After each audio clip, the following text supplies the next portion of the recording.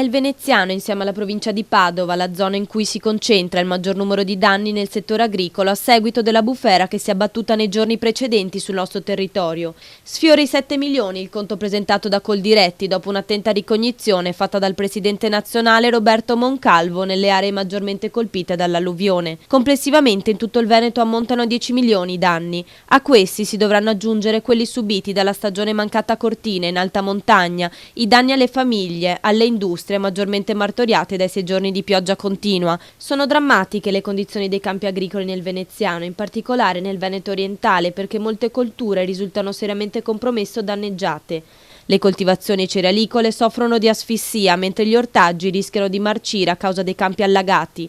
Anche nelle serre la situazione non è affatto migliore. Le muffe, infatti, per via della troppa umidità, stanno distruggendo le coltivazioni. Forse andrà meglio ai vigneti DOC del Piave, perché anche se sommersi dall'acqua hanno reagito meglio all'alluvione.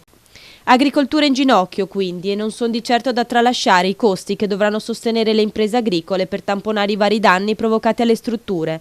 Elevati anche i costi per la sistemazione dei campi allagati.